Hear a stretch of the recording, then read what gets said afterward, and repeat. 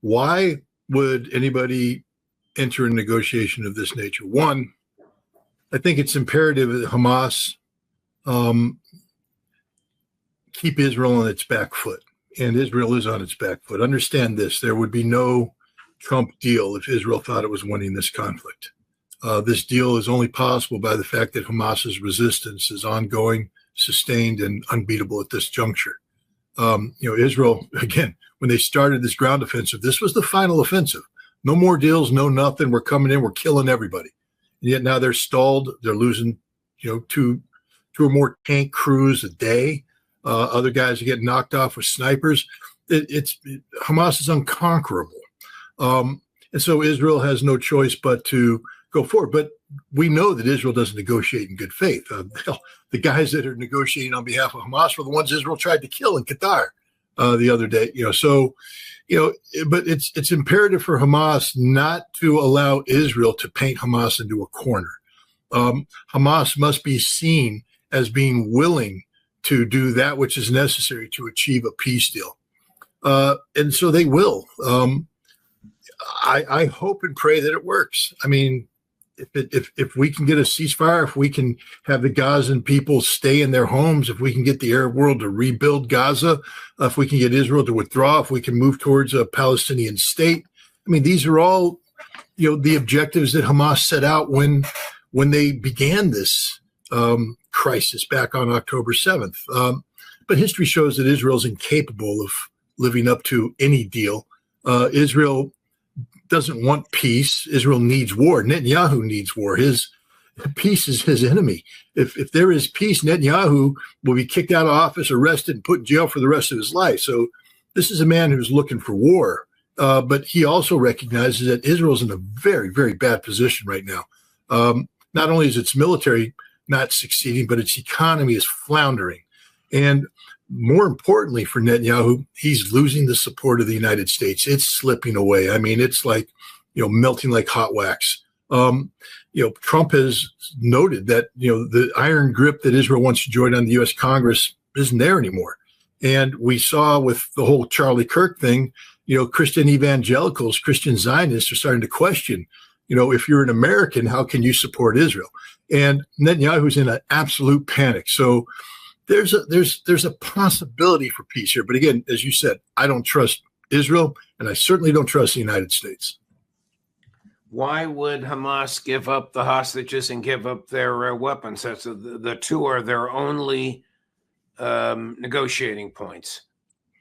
Well, the hostages, I think, at this juncture have served their purpose. The purpose of taking the hostages to begin with was twofold. One, to lure Israel into Gaza and let Israel be Israel, which Israel has done, committing genocide and alienating the world. If people don't recognize the strategic victory Hamas has achieved here, then they're ignorant of the reality of the Middle East. Israel today is a reviled nation around the world. Nations are kicking Israeli diplomats out of their countries. Other nations are recognizing Palestine. Everybody except the United States recognizes Israel as a practitioner of genocide. And this is a huge victory for Hamas. And that was achievable only by the taking of hostages. And then the second thing was to use it to get Palestinians released. People need to remember that the Israelis are holding thousands of Palestinians hostage as we speak. These are people who haven't been charged with anything. These are women. These are children. They're being held by the Israelis, tortured by the Israelis, raped by the Israelis. And, Hamas wants them free. And so we're at the juncture now where, Israel has done what Israel is going to do. The world knows what Israel is, and Israel's not going to be able to shake that off. And, right now, the release of up to, I think, 1,200 plus Palestinians who are held hostage by the Israelis, held prisoner, are going to be exchanged. I think the utility of these hostages has run out at this point. To keep them longer, Hamas runs the risk of being, painted as the bad guys. And, already around the world, Hamas is tainted by the United States and Israel as a terrorist organization. But much of the world recognizes Hamas as a legitimate resistance movement, freedom fighters. And Hamas wants to keep it that way. And I think at this juncture, from a humanitarian standpoint, there's just nothing further to be gained by holding on to these hostages. Why would Donald Trump have said to Benjamin Netanyahu, stop the bombing in Gaza, and Netanyahu having figuratively thumbed his nose at him and accelerated the bombing in Gaza? Because Israel operates according to Israel. Again, I just want to reiterate to everybody, Israel's not a friend of the United States. Israel does what Israel's going to do, and they use America as a tool. But and we saw this. I mean, look, there might be a military argument here. I struggle to make it, but many of these operations are intelligence-based, planned in advance, and they have an execution timetable. And it may have been impossible or very difficult to pull the plug on missions that are already underway. We don't know the complexity of the operation on the ground, where they're ground controllers, where they're intelligence assets, things of that nature. So I don't know. I'm just trying to be kind here. But the bottom line is, I understand that you're trying to be kind. I'm sorry. Go ahead, please, Scott. The bottom line is Israel's going to do what Israel's going to do. Well, what about the West Bank? Trump says they'll never annex it. They already annexed it. I mean, if Trump's going to say you're never going to annex it, then Trump needs to pass a law, get Congress to pass a law that criminalizes the theft of Palestinian land and makes any American who steals Palestinian land subject to criminal prosecution when they return to the United States. Would never pass a Congress bought and paid for by AIPAC. Wouldn't pass a Congress bought and paid for by AIPAC, but as the president has noted, that Congress may not exist much longer. And when the reality of what these settlers have done, many Americans live in blissful ignorance about the horrific reality of these people. This is not an anti-Semitic statement. It's an accurate statement. These are Brooklyn Jews who have become radicalized, and they go to Israel for the sole purpose of stealing Palestinian land, murdering Palestinians, kicking them out of their homes, and then they settle there. They don't work. These are not gainfully employed people. They sit there and they receive a stipend from the Israeli government courtesy of the American taxpayer. Their health care is paid for, their pensions are paid for. Their job is just to steal land and declare it as part of greater Israel. And they're doing that. If the president's serious about not permitting this, then he needs to hold these people criminally liable for what they're doing. Switching over to Ukraine, what is the current state of the special military operation? The Russians have made it clear that they're carrying out a war of attrition, and their job is to kill Ukrainians, and business is good. The Ukrainians are dying by the bushel. Every day in every sector, there's over a battalion worth of Ukrainians being killed. The Russians, are not losing anywhere near the casualties that Trump and Kellogg and Witkoff and others are claiming. It is a bloody war, high-intensity war. There are occasions when the Ukrainians do launch localized counterattacks where they achieved temporary drone superiority over a sector of the battlefield. And when you have drone superiority, it's a bad day for anybody underneath. The Russians tend to enjoy drone superiority, drone supremacy. But every once in a while, the Ukrainians are able to surge forward and get it, and you kill some Russians. The Russians have never denied that they're not taking casualties. But the Russians say that we can handle this. We've got this under control. Our casualties are far less than what the Ukrainians are. And Putin made a point of this in his Valdai statement. He said, we're focused on one thing. The army that doesn't have manpower can't fight. And the Ukrainian army is rapidly reaching that point. The Russians are in the business of killing Ukrainians, and they are doing it by the bushelful. And that's where we are. The Russians advance where they can advance. Every day they're taking several more towns and villages. But their job right now is basically to deplete the Ukrainian military of manpower. And they're doing that in a very efficient, bloody, horrible way. Is there disenchantment amongst Russian elites with the pace of the special military operation? Is there any pressure on President Putin, whether it's some elites or academics or politicians or military personnel or intelligence personnel to bring about an end to this? Short answer is no.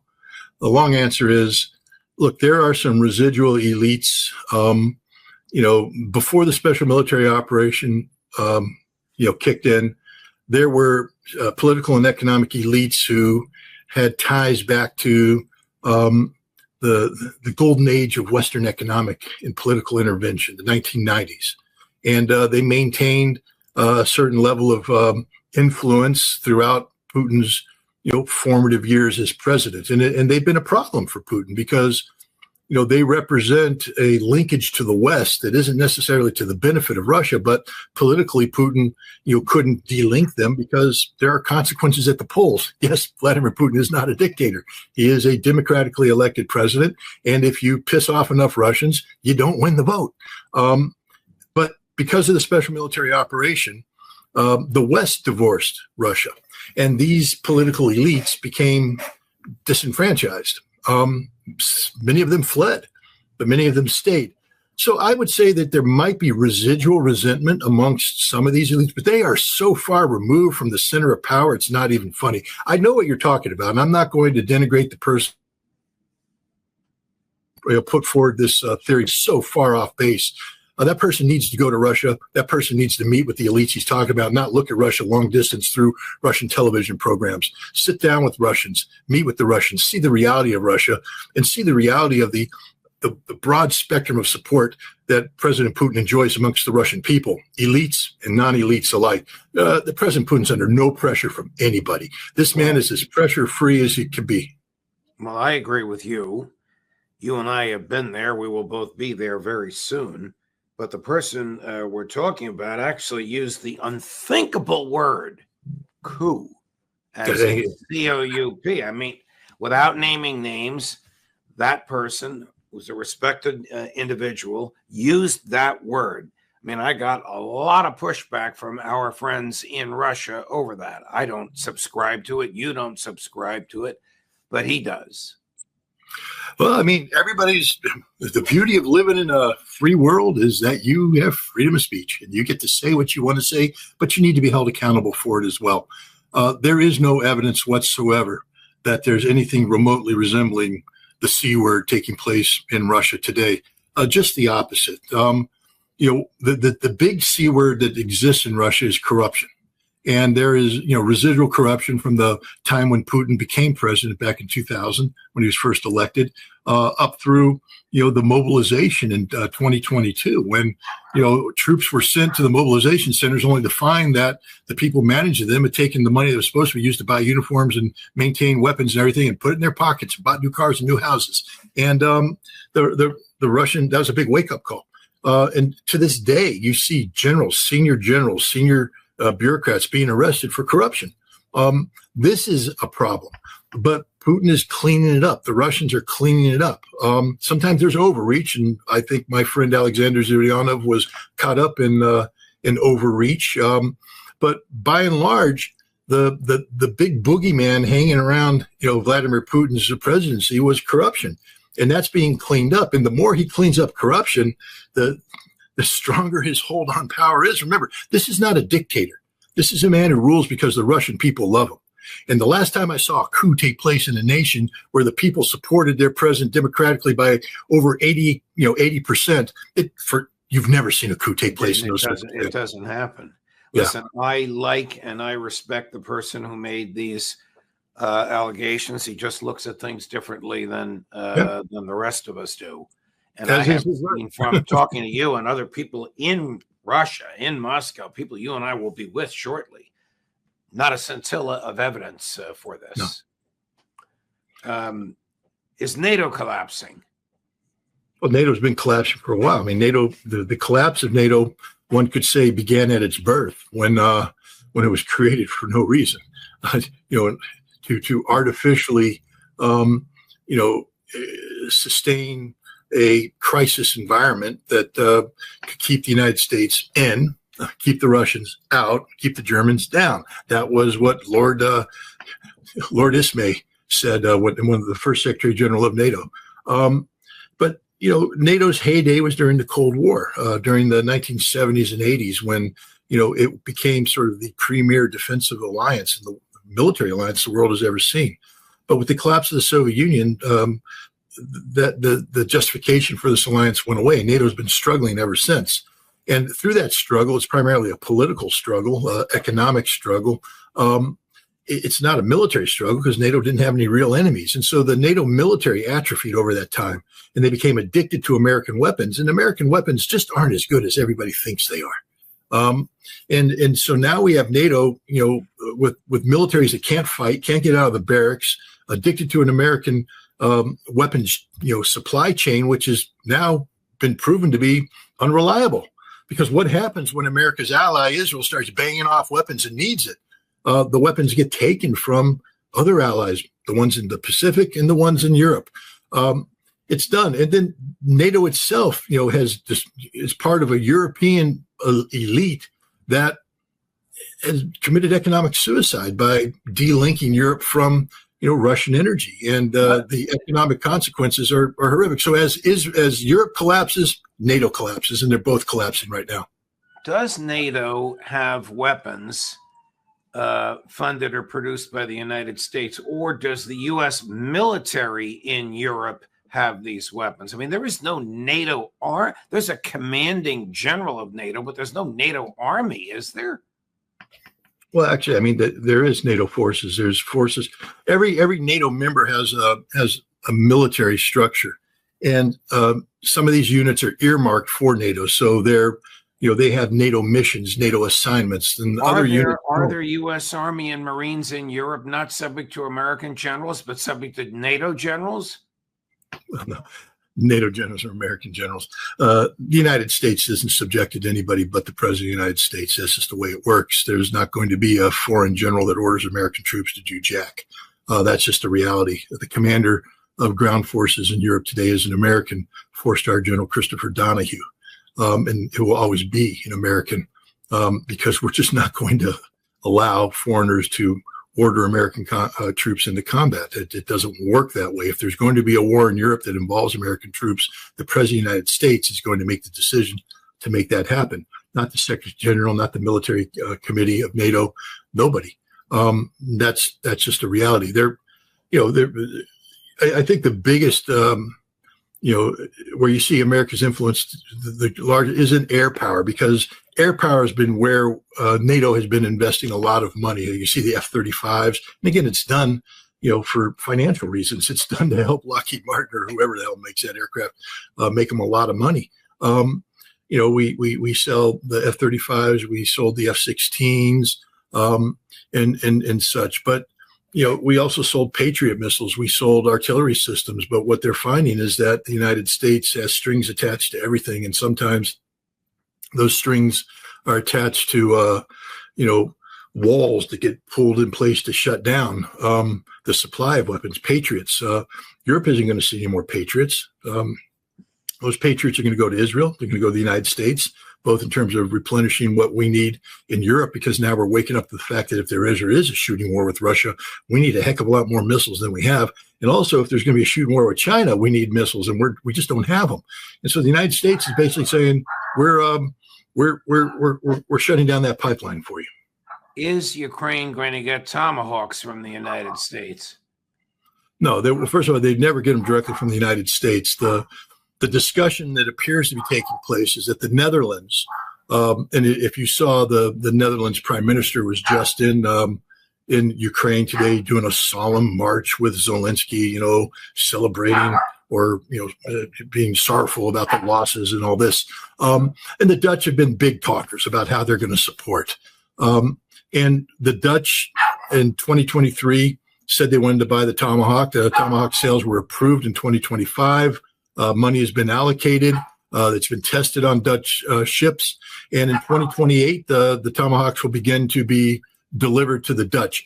As the president has said, we will sell weapons to NATO, and then NATO can decide to do what they want. So the route for the Tomahawk to come to Ukraine, if it does, will be through the Netherlands. But that decision hasn't been made yet because, the Dutch would have to commit military resources to assist the Ukrainians. The Ukrainians aren't trained up on this. They don't know how to use them. And then the Dutch would also have to make an argument for accelerated delivery of the Tomahawk, because waiting until 2028 for the Tomahawks to come to the Dutch and then for the Dutch to deliver them to the Ukraine, there won't be Ukraine back then. Ukraine is desperate now, right now. If they were going to ever have the need for a long-range strike to, in a hope and a prayer of, getting the Russians to come to the negotiating table. It's now. Now it's a futile thing. It isn't going to happen. If they used the Tomahawks, it would be a nuclear war and we'd all be dead. But the vector wouldn't be from the United States to Ukraine. The vector would be through a NATO country. And right now, the only NATO country that is in the procurement process is the Netherlands. Here's the hothead to whom you referred earlier. We've seen this clip, but we'll play it again. General Donahue saying how easy it would be for his troops to take over Kaliningrad. If you look at Kaliningrad, at its, you can argue back and forth, but it's about 47 miles wide, surrounded by NATO on all sides. There's absolutely no reason why that A2AD bubble, to deter Russia, we cannot take that down from the ground in a time frame that is unheard of and faster than we've ever been able to do. We've already planned that. We've already developed it. Apologize, never withdrawn. Why the hell would he have said something like that? That's this past summer. That's just 3 months ago. I think he said it because he came into office realizing that NATO was very weak, and his job is to project an aura of strength. And so I think he was ordered to say this. Chris Donahue's smart enough to know that he just can't get ahead of NATO planning and what America is willing to support. And so, he was ordered to, we seek peace through strength. And the idea is to appear strong and make Russia feel vulnerable by projecting a potential threat to Kaliningrad. The hope would be that Russia would divert resources to Kaliningrad that otherwise might go to Ukraine or go up to St. Petersburg, where Russia's putting in a new military district opposite of Finland. And I think that's the purpose. But the bottom line is he just doesn't, I can't say he doesn't know what he's talking about, but the words he say isn't reflective of surrounded by NATO. Did he realize that the NATO that surrounds Kaliningrad is the Baltics and Poland, and that neither one of them possess the kind of offensive strike capacity that that Donahue is speaking of? If any of these nations tried to crack the Kaliningrad nut, they'd be slaughtered in a heartbeat. But moreover, Donahue needs to understand that Kaliningrad's not some sort of throwaway territory. It is the Russian Federation. It is Mother Russia. And if you go after Kaliningrad, it's like going after Moscow, and you're going to die. And that's what I said to Chris Donahue when he made that statement, is you just committed suicide, because there is an Iskander-S, that's a new missile, or there's an Oreshnik that has your name on it. You won't live. You're the command and control of this operation, of this insanity. And if you gave the orders to execute Operation Reduce Kaliningrad, bubble, you die almost immediately, because Russia will take you out with weapons you can't defend yourself against. This is the stupidity of statements like that. I know why he made it, and I have enough respect for Chris Donahue to recognize that he was put in a very difficult situation, and he doesn't believe a word of what he said.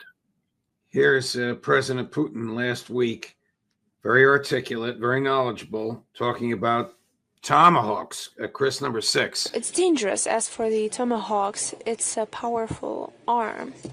Perhaps not the most modernized, but it's powerful. Poses serious threat.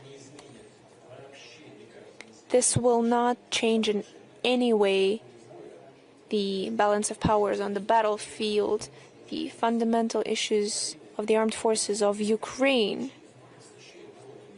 no matter how many UAVs they get, and no matter how many lines they create with those UAVs, without the personnel, there will be no one to lead those battles. They have to change the tactics. Will this pose damage to our relations? Where we see light at the end of the tunnel, of course. Using Tomahawks without direct involvement of the U.S. officers is impossible. Which means a brand new stage of escalation, even in the. We even have them to give? Oh, we have Tomahawks. We could give them, but we're not going to. And like I said, we're not going to give anything to Ukraine. That's not how this works. NATO has to buy the Tomahawks, and then a political decision has to be made by both by the NATO country involved. And again, I mentioned Netherlands being the only candidate for this, and the United States. So we have to give the Netherlands re-export authority. But we also have to get Congress. When he says they can't be operated without the personnel, he must mean without American personnel because of the top secret information needed to operate them. If it's there's certain Tomahawk, yes. I mean, the ones that we use, the ones we gave to the Brits, they have all this. You know, we're selling Tomahawks to Japan, and we're going to sell Tomahawks to the Dutch. And the question is, do these variants have the same linkage? Do they require an American footprint on both? And I think the answer is no. And so this export version of the Tomahawk could, in theory, be made available to Ukraine without American hands. It wouldn't be as effective. The targeting would have to be, derived from NATO sources and things of that. You wouldn't have to have the Americans doing the crypto. They would use their own crypto. But in theory, you could come up with an export version that doesn't require American troops. But if anything happened today, if they suddenly, it could only be with America. And this is the danger that people need to understand. Putin opened the door to a one-year moratorium on New START, which is going to expire tragically on February 5th of next year. The treaty's gone. And unless we keep that cap in place of 1,550 warheads, we're going to go into a strategic nuclear arms race. It's going to see the number of warheads quadruple almost overnight. And ultimately, we'll have this arms race where new weapons are being deployed. Very dangerous situation. Putin has said he'd like a one-year moratorium so the United States and Russia could talk about what's next, how to keep this under control. But as he pointed out, that will not happen if the United States facilitates the transfer of Tomahawk missiles. And again, the Russians have been very good about acting on reality, not on intent. They're very calm. They don't go off on rumors. They don't, no one's been successful in provoking them into any major escalation. But when we're talking about a nuclear capable missile being provided to Ukraine, that violates every, facet of Russia's nuclear doctrine, which says, by the way, just so people understand, if a nuclear power provides a non-nuclear power with the means to attack Russia, Russia will treat the attack as if coming from the nuclear power, and it will prompt a nuclear response. So no matter how you spend this thing, providing Ukraine with Tomahawk missiles makes the United States the enemy, and it clears Russia to use nuclear weapons, which is the last thing we want. So we need to stop this talk. This needs to be nipped in the bud. Last December, President Trump gave an interview to Time magazine about Biden signing off on the ATACMS missile and providing the intelligence for that. It's the exact parallel of what they're talking about here, giving the Tomahawks to Ukraine, giving the intelligence to do deep strike. And at that time, Trump said, this is insanity. This could lead to a war, and it could have. And he said, I will never support this. And at that time, Congress, the members of Congress Republicans, put forward a House resolution designed to prohibit President Biden from going forward with the ATACMS and providing the intelligence. Congress needs to do the same thing now. They need to be consistent, because what the president's administration is talking about today is the exact parallel of what Biden was talking about back in December, but worse. It's an escalation, and Congress needs to step in right now and say, not just no, but hell no. You're not allowed to sell the Tomahawk to anybody, and you're not allowed to provide intelligence information that would facilitate the targeting of the use of weapons into Russia, because that is literally an act of war. If some Russian intel officials or military lieutenants are looking at a radar screen and they see Tomahawks in the sky coming to Moscow, can they tell if they're nuclear armed? No, I mean, there might be some other intelligence indicators if they know exactly where it was launched from. And I think bottom line is, if Tomahawks are on the way to Moscow, you have to assume they're nuclear, and that's going to trigger something. I mean, I can't speak for the Russians. They've shown historically to be very responsible and very mature. We've avoided global annihilation on several occasions because of the reticence of Russian officers to pull the nuclear trigger. And so I'd like to believe that the Russians will continue to be mature, but tomahawks to Moscow? Come on, Judge. What if I said that a Russian to Washington, D.C.? How would you expect Congress to respond? How would you expect the president to respond? How are the American people supposed to respond? Oh, it's okay. It's just an Oreshnik. It only took out the Capitol. It only took out the Pentagon. Don't worry about it. The Lincoln Memorial, gone. Don't worry about it. It's just an Oreshnik. You send a tomahawk to Moscow, you're hitting one of the most historic cities in the world. You're hitting the capital of Russia. I mean, what are the Russians supposed to be willing to give up? The Kremlin? Nothing. St. Basil's? The Bolshoi? You hit anything in Moscow with a weapon of that nature, and all hell is going to be broken loose, just as it would if somebody hit Washington, D.C. with a missile of the same level. People need to put on their thinking caps real quick because this thing's getting stupid fast. General Kellogg should stop talking about President Trump authorizing tomahawks. He should be fired on the spot. He had to Kellogg actually had to walk that statement back the next day. He was in a meeting, a security meeting in Warsaw, and he had to say, "Oh no, it's just speculation. That I can't speak for any deliberations taking place in Washington D.C." Then why did you? He's grossly irresponsible. I mean, this is a man who was literally decorated by Zelensky as a hero of Ukraine for the work he does for Ukraine. And, and we need to recognize who he works for. He doesn't work for the United States. He works for Ukraine and Ukrainian interests. And the proof is in the fact that he ran his mouth in such a grossly irresponsible way. He should have been fired on the spot. People have been fired for far less. Back in the lead up to the Gulf War, the Secretary of the Air Force made a statement about, the upcoming air campaign, speaking about what we were planning on doing to the Iraqis in Desert Storm. And, he was fired on the spot. He doesn't get to talk like that. Keith Kellogg is speaking literally on behalf of the president. Should be fired on the spot. He is grossly irresponsible.